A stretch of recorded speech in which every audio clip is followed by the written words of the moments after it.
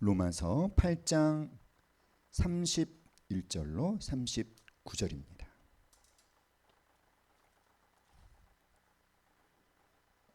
로마서 8장 31절로 39절. 우리 신약성경 185페이지.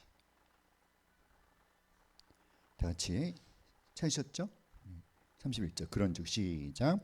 그런즉 이 일에 대하여 우리가 무슨 말하리요?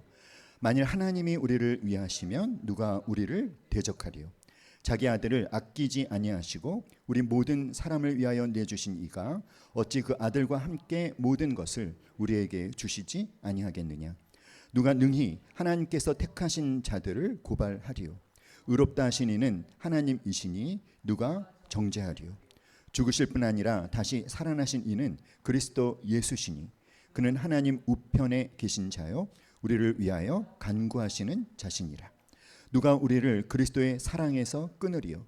환난이나 곤고나 박해나 기근이나 적신이나 위험이나 칼이라.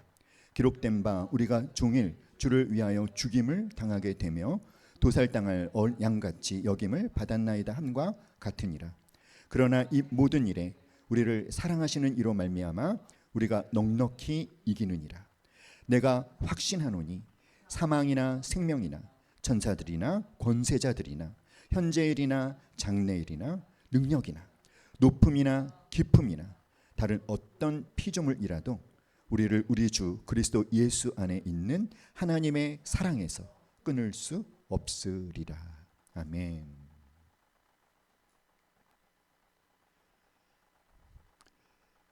그리스도인들에게는 성경 말씀에 근거한 몇 가지의 중요한 확신을 갖는 것이 필요합니다.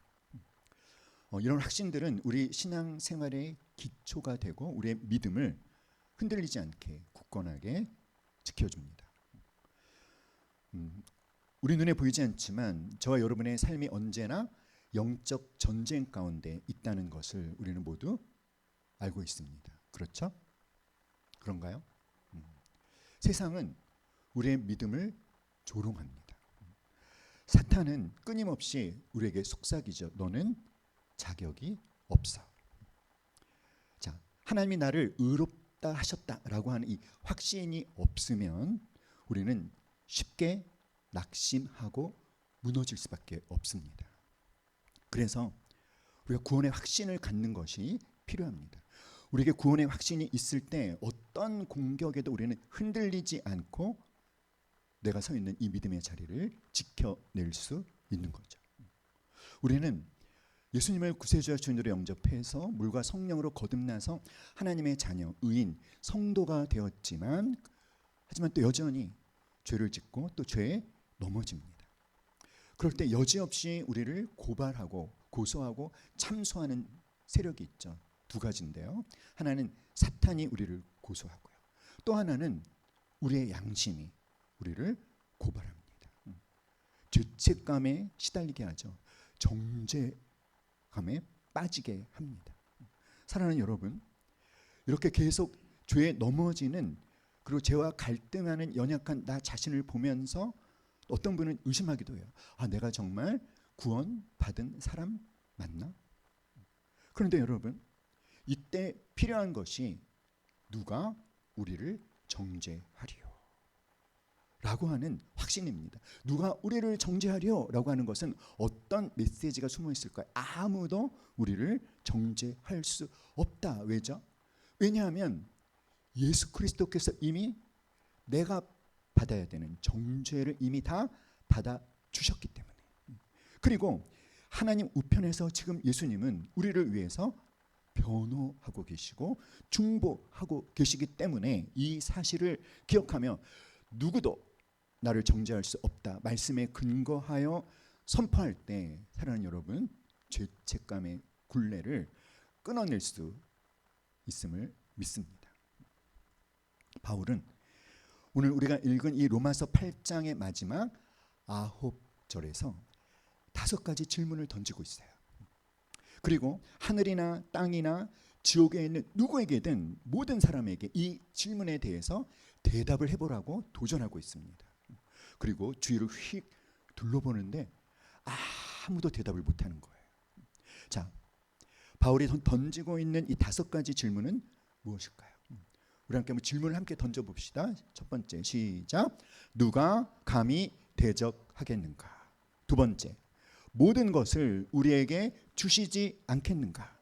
세 번째, 누가 감히 하나님의 택하신 자들을 고발하겠는가? 누가 정죄하겠는가? 다섯 번째, 누가 우리를 하나님의 사랑에서 끊을 수 있겠는가? 이 5가지 질문. 사랑하는 여러분, 바울은 모든 사람들에게 이 질문에 대해서 대답해 보라고 도전합니다. 이 질문들이 담고 있는 진리를 부정해 보라고 도전합니다. 하지만 아무 대답이 없는 거예요. 사랑하는 여러분, 어느 누구도 그 무엇도 하나님이 미리 아시고 미리 정하시고 부르시고 의롭다 하시고 영화롭게 하신 하나님의 자녀들을 해칠 수 없습니다. 믿습니까, 여러분? 사랑하는 여러분, 누가 감히 대적하겠는가? 31절이죠. 그런즉 이 일에 대하여 우리가 무슨 말 하리요? 만일 하나님이 우리를 위하시면 누가 우리를 대적하리요? 자, 사랑하는 여러분, 이 첫 번째 질문이 그냥 누가 우리를 대적하리요? 라고 이 질문이 던져졌다면, 이 질문이 던져짐과 동시에 즉시 수많은 대답이 막 쏟아져 나왔을 거예요.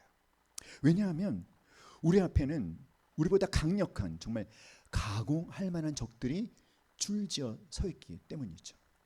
어떤 적들이 줄지어 서 있을까요?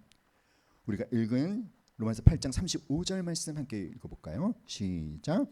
누가 우리를 그리스도의 사랑에서 끊으리요? 환난이나 곤고나 박해나 기근이나 적신이나 위험이나 칼이라. 이 7가지 가공할 만한 적들이 줄지어 서 있어요. 자, 세상과 육신과 마귀는 연합전선을 구축해서 우리를 대적합니다. 그들은 우리보다 훨씬 강합니다. 그렇죠, 여러분? 그런데 바울은 그냥 누가 우리를 대적하겠는가 이렇게 물은 것이 아니라 그 앞에 어떤 말이 있죠? 만일 하나님이 우리를 위하시면 누가 우리를 대적하리요? 만일 하나님이 우리를 위하시면, 정확하게 말하면 하나님이 우리를 위하시는데 누가 우리를 대적하리요? 하나님이 우리를 위하신다라는 게 무슨 뜻이죠? 하나님이 우리 편이라는 거예요. 하나님이 우리를 위해서 싸우신다는 것입니다. 그런즉 이 일에 대하여 우리가 무슨 말을 하리요? 이 일은 뭘 의미할까요? 이 일이라고 하는 것은 바로 앞에 있는 28절로 30절에 설명해 주신 하나님의 구원의 전체 계획 한번 읽어볼까요? 28절로 30절. 우리가 알거니와, 시작. 우리가 알거니와 하나님을 사랑하는 자 곧 그의 뜻대로 부르심을 입은 자들에게는 모든 것이 합력하여 선을 이루느니라. 하나님이 미리 아신 자들을 또한 그 아들의 형상을 본받게 하기 위하여 미리 정하셨으니 이는 그로 많은 형제 중에서 맏아들이 되게 하려 하심이니라. 또 미리 정하신 그들을 또한 부르시고 부르신 그들을 또한 의롭다 하시고 의롭다 하신 그들을 또한 영화롭게 하셨느니라. 바로 이 일, 하나님께서 미리 아시고 미리 정하시고 그래서 부르셔서 예수 그리스도를 믿게 하심으로 의롭다 하시고, 그리고 어떻게 하실 것이 틀림없는, 영화롭게 하시는 것이 틀림없는 이 일련의 이 구원의 과정에 대해서 그것을 망쳐버리게 할, 그것을 도중에 중단시켜 버릴 만한, 그렇게 우리를 대적할 수 있는 세력이 있느냐? 있다 없다? 왜 없죠? 왜 아무도 우리를 대적할 수 없습니까? 하나님께서 이 모든 과정 속에 우리를 책임지시고 위하시고 싸우시기 때문에. 믿습니까, 여러분? 사랑하는 여러분, 하나님께서 우리를 미리 아셨습니다. 믿습니까? 왜 아멘을 안 하십니까? 하나님께서 나를 미리 아셨습니다. 왜 아멘을 다 안 하십니까? 하나님께서 미리 나를 아셨습니다. 하나님께서 나를 미리 정하셨습니다. 하나님께서 나를 부르셨습니다. 의롭다 하셨습니다. 영화롭게 하십니다. 믿습니까, 여러분? 누가 이 일을 하신다고요? 하나님께서. 사랑하는 여러분, 여기서 만일이라고 하는 것을 오해하시면 안 돼요. 만일은 가정법이라고 생각할 수가 쉬운데, 그런데 헬라어에서의 이 만일은 그런 게 아닙니다. 아주 확실한 사실을 표현하는 거예요. 그러니까 만일 하나님이 우리를 위하시면 이라는 것은 어떤 의미냐면 하나님이 우리를 위하시는 것이 틀림없는 사실이기 때문에 아무도 우리를 대적할 수 없다. 사탄도, 우리가 겪는 고난도, 핍박도, 양심이 나를 고소할 때 느끼는 죄책감도 나의 구원을 방해할 수 없다라는 거예요. 사랑하는 여러분, 우리가 알아야 되는 것은 우리의 구원은 우리의 행위나 우리의 능력에 의해 좌우되는 것이 아니라 우리의 구원은 전적으로 우리를 향하신 하나님의 주권적인 사랑과 하나님의 능력에 달려 있다라는 것입니다. 그런데 하나님은 끝까지 책임지시고 우리의 구원을 완성하신다는 것입니다. 믿습니까, 여러분? 하나님이 우리를 위하시기 때문에 그 어떤 것도 우리를 대적할 수 없습니다. 믿음으로 확신하실 수 있기를 주님의 이름으로 축복합니다. 두 번째 질문.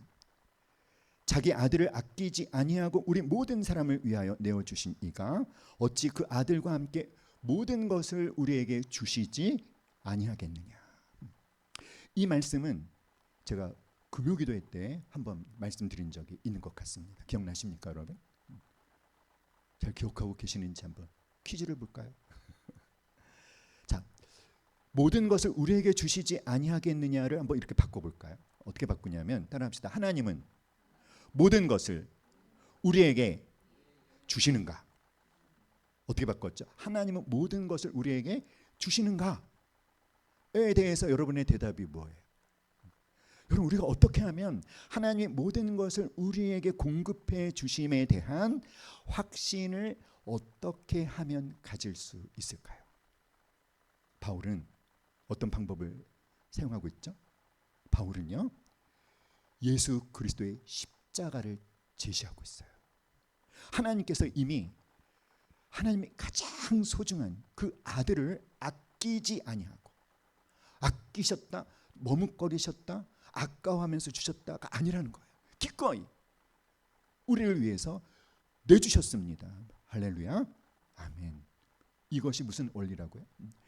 가장 최고의 것을 주셨다면 그보다 덜한 것은 주신다 안 주신다? 당연히 주신다. 가장 큰 것을 주셨는데 그것보다 작은 것을 주신다 안 주신다? 당연히 주신다. 믿습니까, 여러분? 할렐루야.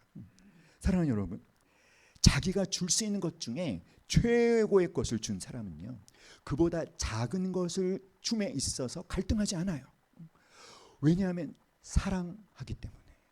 할렐루야. 그러니까 여러분, 확신을 가지십시오. 여러분이 하나님께 간구하는 모든 것들은요, 예수 그리스도, 하나님이 이미 우리에게 주신 예수님과 비교하면 큰 것이다, 작은 것이다? 작은 것이다라는 거예요. 근데 우리의 모습이 얼마나 재미있는지 아세요? 하나님 보시기에 우리는 작은 것들을 구하면서 내 나름대로 그 등급을 매겨요. 이거는 좀 하나님이 해볼 만하실 것 같아. 이거는 하나님 조금 어렵지만 그래도 가능할 것 같아. 근데 이거는 안 될 것 같아. 그러고 계시지 않습니까, 여러분? 기억하시기 바랍니다. 하나님이 우리에게 이미 주셨어요. 누구를? 자기 아들을. 그래서 우리가 구하는 모든 것은 하나님 앞에 큰 것이다, 작은 것이다? 작은 것이다. 할렐루야. 그러므로 확신을 가지시기를 주님의 이름으로 축복합니다. 어떤 확신? 모든 것을 우리에게 주신다. 할렐루야. 아멘. 자기 아들을, 시작, 자기 아들을 아끼지 아니하고 우리 모든 사람을 위하여 내주신 이가 어찌 그 아들과 함께 모든 것을 우리에게 주시지 아니하겠느냐. 주신다 안 주신다? 주신다라는 거예요. 할렐루야, 여러분. 아멘. 세 번째, 네 번째 질문은 누가 우리를 고발하며 누가 우리를 정죄할 수 있겠는가? 전능하신 하나님이 선택하시고 구원하신 그 하나님의 백성을 누가 감히 법정에서 이 사람은 유죄입니다라고 고발할 수 있겠는가? 그럴 수 없다라고 하는 강력한 선포입니다. 왜 그럴 수 없죠? 누가 능히 하나님께서 택하신 자들을 고발하리요? 뭐라고 말씀하십니까? 의롭다 하신 이는 하나님이시니 이 사람이 의로운지 의롭지 않은지를 결정하는 그 법정에서 마지막 최종 결정권자, 마지막 그것에 대한 결정을 하시는 결정권을 갖고 계신 누가? 하나님께서 이미 나를 어떻게 의롭다고 뭐 하셨다? 선언하셨다는 거예요. 법정에서 하나님이 선언하셨어요. 어떻게 우리가 그런 선언을 받았죠? 예수 그리스도를 믿음으로 말미암아, 예수 그리스도를 나의 구세주와 주인으로 영접함으로 말미암아 예수님께서 하나님 앞에서 온전히 획득하신 그 의를 우리에게 뭐 하셨다? 전가시켜 주셨다. 그리고 법정에서, 최고 법정에서 최고의 결정권자이신 하나님께서 선언하셨어요. 따라합시다. 이 사람은 의롭다. 믿습니까, 여러분? 너는 무죄하다 라고 하는 것이 공식적으로 선언되었습니다. 무엇을 근거로? 예수 그리스도의 희생을 근거로. 그리고 그것을 내가 나의 믿음으로 그 예수님을 내 주인으로 모셔드린 것을 보시고 너는 무죄하다 선언하셨어요. 사랑하는 여러분, 우리의 의로움이 그러니까 우리의 행위가 아니라 무엇에 근거하고 있습니까? 하나님의 선언, 하나님이 법정에서 하신 하나님의 선언. 누가 정죄하리요? 죽으실 뿐 아니라 다시 살아나신 이는 그리스도 예수시니 그는 하나님 우편에 계신 자요 우리를 위하여 간구하시는 자시니라. 33절의 내용을 다시 한번 강조하시면서 하나님이 의롭다 하셨기 때문에 그 누구도 우리에게 유죄 판결을 내릴 수 없음을 확증하며 그 확신의 근거로 바울은 예수님이 행하신 네 가지 사역을 제시하고 있어요. 그 네 가지 사역이 뭐죠? 누가 정죄하려? 첫 번째, 예수님의 죽으심. 두 번째, 다시 살아나신 이는 예수님의 부활하심. 그는 하나님 우편에 계신 자요. 예수님의 승천하심. 그 승천하신 예수님이 지금 뭐하고 계십니까? 우리를 위하여 간구하심. 이 예수님의 네 가지 사역이 무엇에 대한 확신을 가질 수 있는 근거가 되냐면 그 누구도 우리를 정죄할 수 없음을 확신하는 근거가 되는 거예요. 예수님의 네 가지 사역 무엇이죠? 죽으심, 부활하심, 승천하심, 중보하심. 사랑하는 여러분, 예수님이 십자가에서 죽으셨습니다. 그것이 무슨 의미죠? 우리의 죄에 대한 대가를 예수님이 대신 다 치르셨어요. 아멘. 예수님이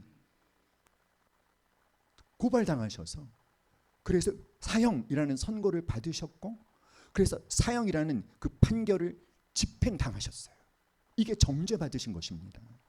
그러니까 예수님이 우리를 위해서 이미 다 정죄받으셨기 때문에 그 누구도 우리를 정죄할 수 있다 없다 없다라는 거예요. 두 번째, 예수님의 부활하심. 이 부활하심이 어떤 의미일까요, 여러분?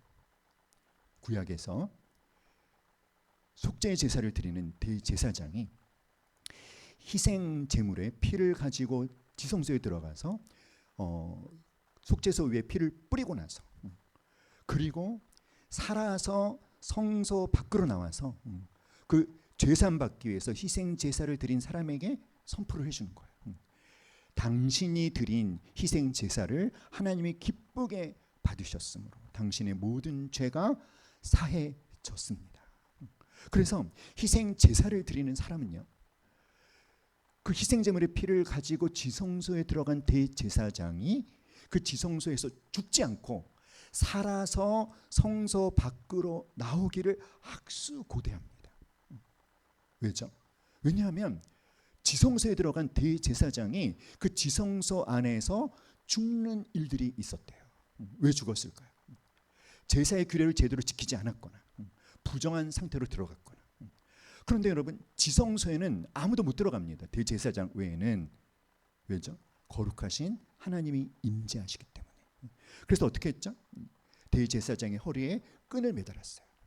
그리고 지성소에 들어간 대제사장이 죽었는지 안 죽었는지 알 수 있는 방법이 뭐였을까요? 대제사장의 옷 이 밑을 돌아가면서 방울을 달았습니다.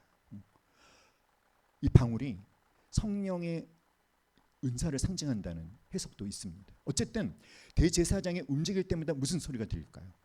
딸랑딸랑 딸랑딸랑 방울 소리가 들리는 거죠. 근데 이 방울 소리가 안 들리면 혹시 죽은 거 아닐까?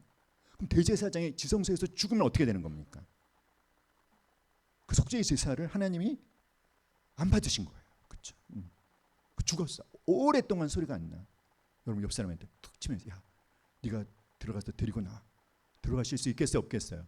없는 거죠. 그래서 어떻게 했다? 끈을 잡아당겨서 끌어냈다는 거죠. 그런데 대제사장이 방울 소리가 계속 들리고 대제사장이 성소 밖으로 살아서 나오면 그것이 뭡니까? 우리가 드린 속죄의 제사를 하나님께서 기쁘게 받으셨구나. 그러니까 예수님은 대제사장이면서 속죄의 제물이시기도 하잖아요. 히브리서 말씀에 보면 예수님은 땅의 성소에 들어가신 것이 아니라 하늘의 성소에 들어가셨다가 그리고 부활하셨다는 것은 뭘 의미하죠? 예수님께서 드리신 그 십자가의 그 속죄의 제사를 하나님께서 기쁘게 받아 주셨다. 할렐루야. 그러니까 우리 예수님의 정죄 받으심이 완성된 사건이구나라는 것을 증명해 주는 사건이 바로 무엇이다? 예수님의 부활하심이라는 거예요. 그리고 예수님이 승천하셨죠. 예수님의 승천하심은 무엇이죠, 여러분? 성자 하나님께서 사람이 되어 이 땅에 내려오시기 전에 하나님의 보좌 우편에 앉아 계셨습니다. 그게 무슨 뜻이죠? 보좌 우편이라고 하는 것은 가장 최고의 권세와 영광의 자리에 성자 하나님이 계셨어요. 그런데 사람이 되어 이 땅에 내려오실 때 그 자리를 비우고 내려오신 거예요. 근데 승천하셨다는 것은 무엇입니까? 다시 원래 그분이 계셨던 그 자리로 따라합시다. 취임하셨다. 다시 그 자리로 오르신 거예요. 그 최고의 영광과 권세의 자리. 모든 임금들의 머리가 되는. 그래서 뭐라고 말씀하십니까? 하나님께서 하늘과 땅에 속한 모든 권세를 예수님에게 주셨고 모든 무릎으로 예수를 주라 시인하며 그 앞에 무릎을 꿇게 하셨다. 최고의 권세와 영광을 가진 그분이 뭐하고 계셔요? 통치하고 계시는 거예요. 그래서 모든 피조물들은 모든 천사들까지도 그 통치하시는 성자 하나님께 복종할 수밖에 없습니다. 그러니까 그 누군가 우리를 정죄하려고 할 때 예수님 한마디면 꼼짝 못하는 거예요. 믿습니까, 여러분? 뿐만 아니라 무엇을 하고 계신다고요? 그는 하나님 우편에 계신 자여 우리를 위하여 뭐 하신다? 간구하십니다. 사단이 우리를 고발할 때, 나의 죄책감이 나를 정죄할 때 예수님이 나를 위해서 중보하셔요. 중보하실 뿐만 아니라 우리를 위해서 변호하십니다. 그래서 바울은 결론을 내리는 겁니다. 누가 정죄하려? 할렐루야. 아멘. 아무도 우리를 정죄할 수 없습니다. 예수님이 죽으시고 부활하시고 승천하시고 지금도 우리를 위해서 뭐하고 계시기 때문에 간구하고 계시기 때문에 우리의 구원은 영원히 안전하게 보호된다는 것입니다. 아멘. 사랑하는 여러분, 그러니까 여러분이 어떤 죄에 또 넘어졌어요. 그때 아주 기다렸다는 듯이 늑달같이 달려들어서 막 고소하는 존재들이 있죠. 사탄도 나를 고소하고, 사랑하는 여러분, 나도 나를 고소합니다. 야, 거봐라, 너 또 넘어졌어, 너 또 죄졌어. 야, 참 너 참 별 볼 일 없는 사람이구나. 이게 누가 고소하는 거예요? 내 양심.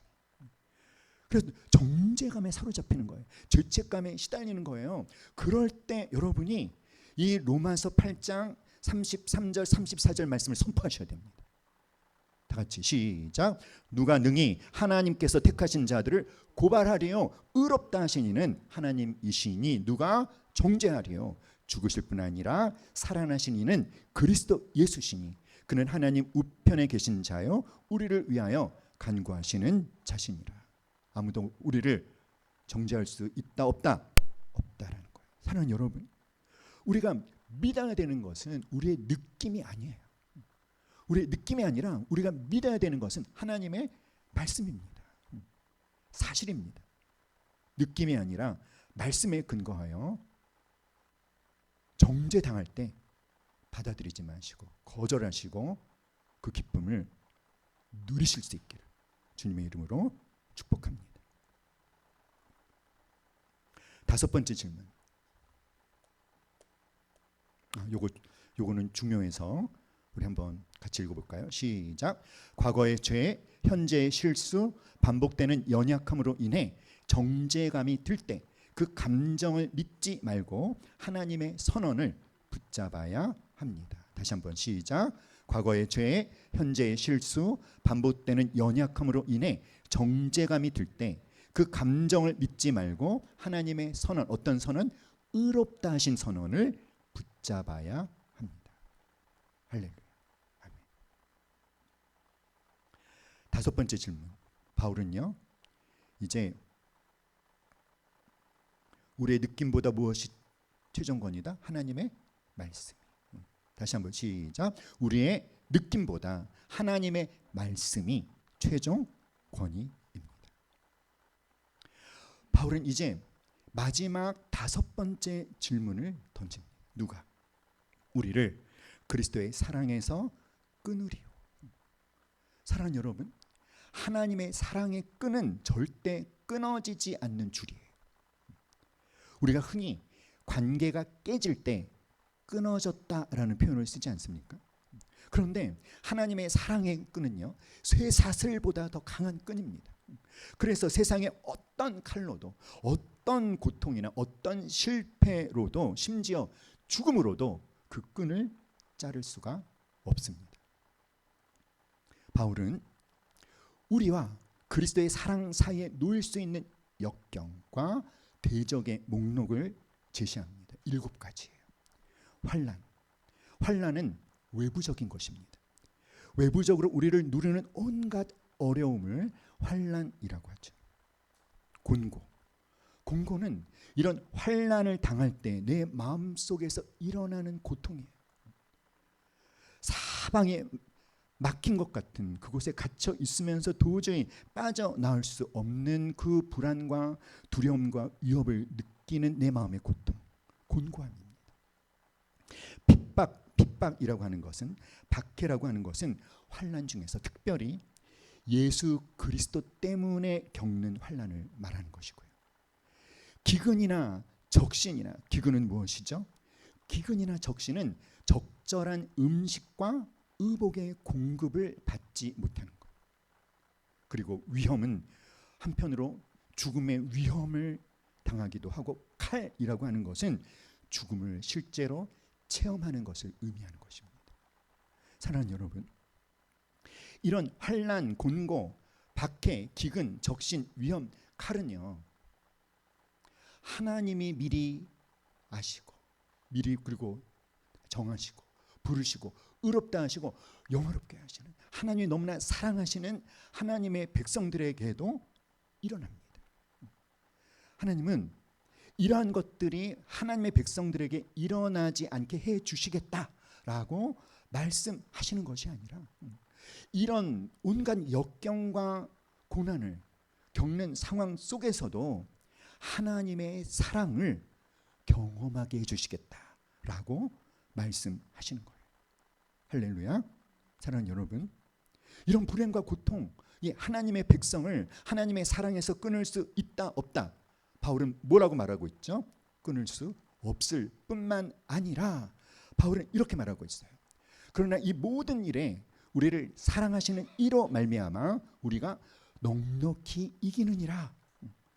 하나님의 사랑에서 끊어지지 않을 뿐만 아니라 그 끔찍한 상황 속에서도 우리는 넘어지지 않고 패배하지 않고 승리할 수 있는데, 넉넉히 이긴다는 것은 어떻게 이기는 것을 말하냐면 계속해서 이길 수 있는 힘을 남겨놓은 상태에서 너끈히 이기는 걸 말해요.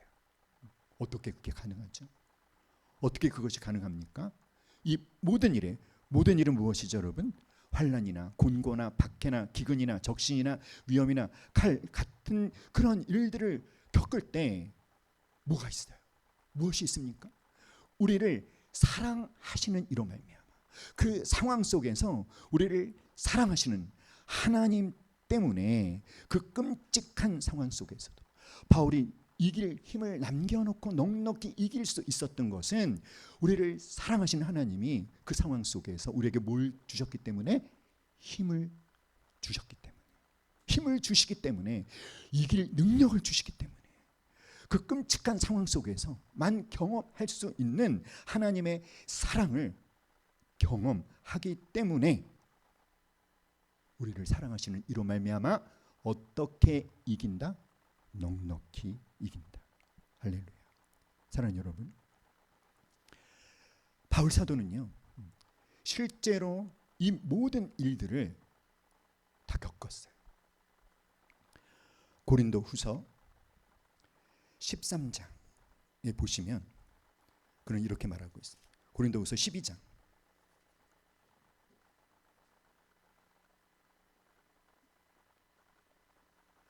고린도후서 11장 23절로 27절 제가 한번 읽겠습니다. 그들이 그리스도의 일꾼이냐 정신없는 말을 하거니와 나는 더욱 그러하도다.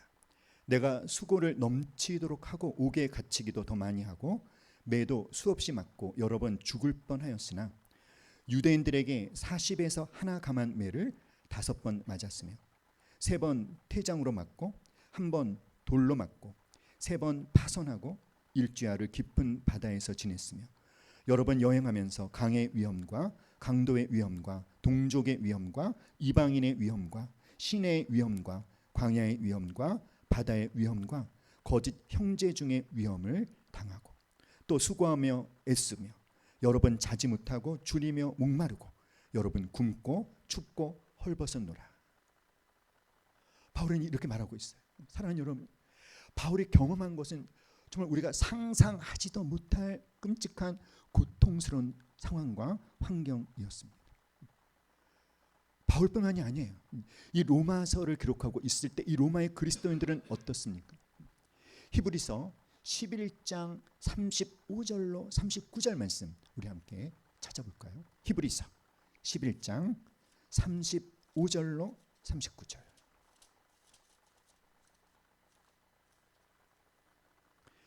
히브리서 11장 35절로 39절. 다 같이 시작. 여자들은 자기의 죽은 자들을 부활로 받아들이기도 하며 또 어떤 이들은 더 좋은 부활을 얻고자 하여 심한 고문을 받되 구차히 풀려나기를 원하지 아니하였으며 또 어떤 이들은 조롱과 채찍질뿐 아니라 결박과 옥에 갇히는 시련도 받았으며 돌로 치는 것과 톱으로 켜는 것과 시험과 칼로 죽임을 당하고 양과 염소의 가죽을 입고 유리하여 궁핍과 환난과 학대를 받았으나 이런 사람은 세상이 감당하지 못하느니라. 그들이 광야와 산과 동굴과 토굴에 유리하였느니라. 아멘. 우리는 감히 상상도 하지 못할 끔찍한 고난과 핍박을 이 로마의 그리스도인들은 실제 받았습니다. 그러면 여러분, 그래서 그 끔찍한 고통 가운데 그들이 다 예수를 부인하고 예수를 저주하며 예수님을 떠났나요? 그렇지 않았다는 거예요. 그 끔찍한 상황 속에서도 그들은 실로 어떻게 넉넉히 이겼다는 것입니다. 바울도 로마의 그리스도인들도. 그리고 바울은 그 비결이 무엇인지를 우리에게 말씀해 주고 있는 거죠. 무엇 때문이다? 우리를 사랑하시는 이가. 그 끔찍한 상황 속에서 하나님의 사랑을 부어주시고 이길 능력을 주셨기 때문에. 우리를 위해서 자신의 생명을 주시기까지 우리를 사랑하신 그 주님의 사랑 때문에 주님과의 관계를 위협하는 어떤 사람이나 환경도 우리를 패배시킬 수 없다는 것을, 우리는 넉넉히 이길 수 있다는 것에 대한 확신을 가질 수 있기를 주님의 이름으로 축복합니다. 바울은 이제 절정에 도달합니다. 바울은 바로 우리가 선포해야 될 것을 선포하고 있어요. 여러분, 우리가 이런 선포가 필요해요. 내가 확신합니다. 우리 한번 5번 한번 선포해 볼까요? 시작. 내가 확신합니다. 내가 확신합니다. 내가 확신합니다. 내가 확신합니다. 내가 확신합니다. 무엇을? 시작. 사망이나 생명이나 천사들이나 권세자들이나 현재일이나 장래일이나 능력이나 높음이나 깊음이나 다른 어떤 피조물이라도 우리를 우리 주 그리스도 예수 안에 있는 하나님의 사랑에서 끊을 수 없음을 나는 뭐 한다고요? 확신합니다. 사망이나 생명이나 사망의 위기나 생명의 재난을 당하는 것이나 천사들이나 권세자들이나 타락한 악한 천사들, 현재 일이나 장래 일이나 우리가 현재 경험하고 있는 일들과 앞으로 경험할 모든 일들, 능력들, 세력을 갖고 있는 어떤 인격적 존재들의 괴롭힘, 높음이나 깊음, 이것은 공간, 어떤 공간에 처할지라도 어떤 피조물이라도 우리를 그리스도의 사랑에서 끊어지게 할 수 있다 없다? 없다는 거예요. 사랑하는 여러분, 우리는 모두가 공통적으로 고통을 당하면 자신에 대한 의심을 합니다. 어떤 의심을 할까요? 내가 이런 끔찍한 고난을 겪는 것은 내게 뭔가 문제가 있기 때문이야. 내 탓이라는 거죠. 무슨 문제가 있기 때문이라며 자신을 의심합니다. 여러분, 이렇게 우리가 자기 의심에 빠지면 무너지게 되는 거예요. 또 그런 고통을 당하면 우리는 또 누구에 대해서 또 의심합니까? 하나님에 대해서 의심을 하고 또 원망합니다. 하나님이 나를 사랑하신다면 왜 이런 고난을 겪는 걸 내버려 두시지? 의심, 하나님이 나를 사랑하심에 대해서 의심하고 하나님에 대해서 원망하죠. 이것은 모든 고통을 겪는 사람들이 겪는 그냥 보편적인 심리입니다. 그런데 바울은요, 그 끔찍한 고통을 겪는 중에서도 자신이 너무나 귀한 존재다라고 하는 사실을 잊어버리지 않았어요. 하나님을 향해서 하나님 어떻게 이럴 수 있습니까? 라고 하나님께 삿대질을 하는 대신에 나는 여전히 하나님의 사랑을 받고 있는 존재라는 것을 알았고 하나님의 사랑을 여전히 확신했습니다. 그러니까 바울은 그 끔찍한 고난을 겪을 때 자신을 바라보면서도 넘어지지 않았고 하나님을 바라보면서도 넘어지지 않았어요. 사랑하는 여러분, 여러분이 감정적으로 하나님의 사랑을 느낄 수 없는 상황 가운데 있다 할지라도 감정에 근거하지 말고 이 말씀에 근거해서 하나님의 사랑을 의심하지 말고 확신하시기를 주님의 이름으로 축복합니다. 그리고 입술을 열어서 믿음으로 선포하는 거예요. 하나님, 제가 비록 모든 사람들이 객관적으로 볼 때 저 사람은 하나님으로부터 버림받은 것 같아 라는 소리를 들을 수밖에 없는 그런 상황 가운데 있지만 그럼에도 불구하고 하나님은 여전히 변함없이 저를 사랑하고 있음을 다 같이 나는 확신합니다.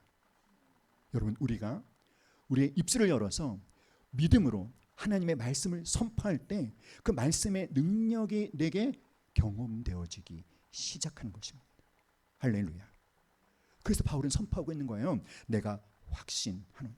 이 확신하노니는 지금도 확신하고 있고 앞으로도 계속 나는 뭐 할 것이다? 확신할 것이다. 사랑하는 여러분, 함께 말해볼까요? 승리를 확신하는 자가 승리합니다. 할렐루야.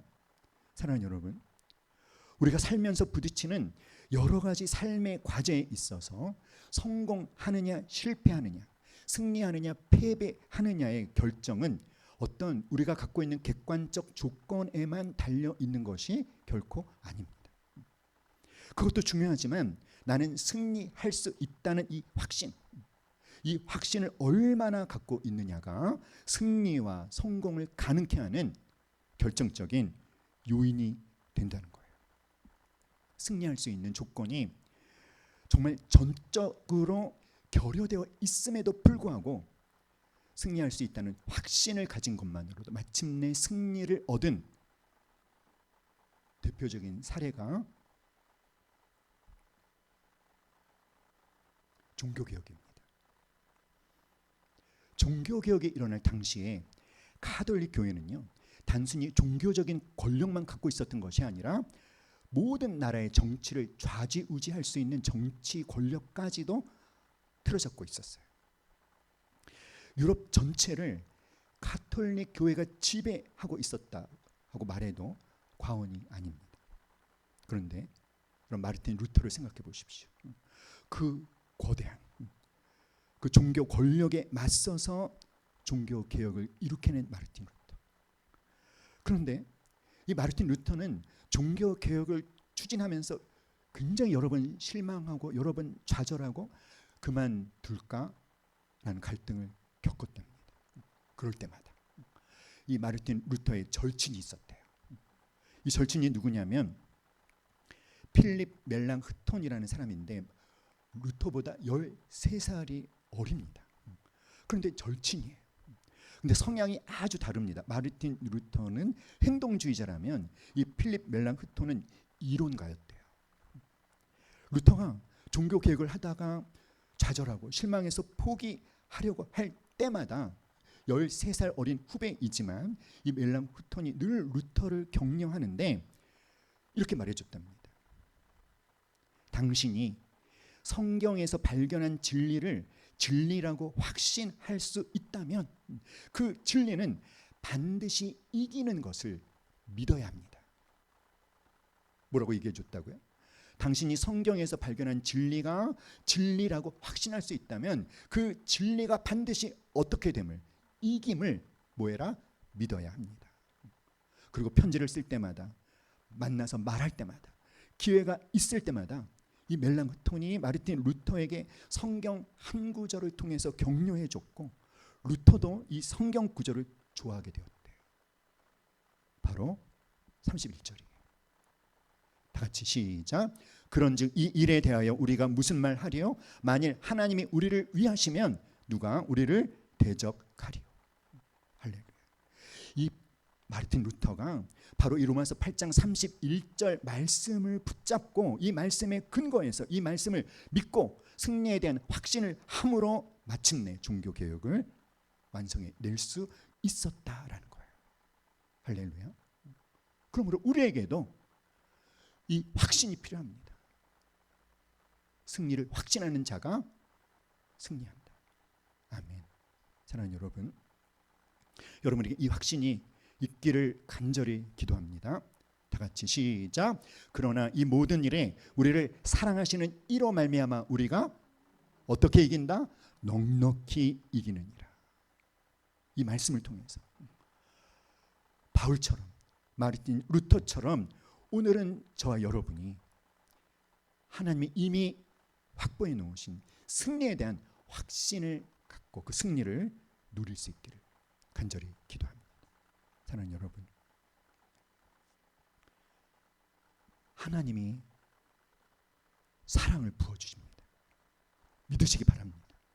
하나님의 사랑을 다른 어떤 상황 속에서는 경험할 수 없는 하나님의 사랑을 반드시 경험하게 하십니다. 믿습니까?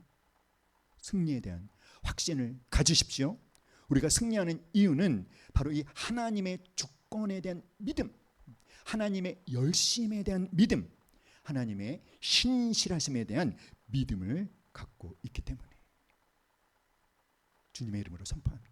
하나님은 저와 여러분의 삶에 놀라운 승리를 계획해 놓으셨다는 것을 예수님의 이름으로 선포합니다.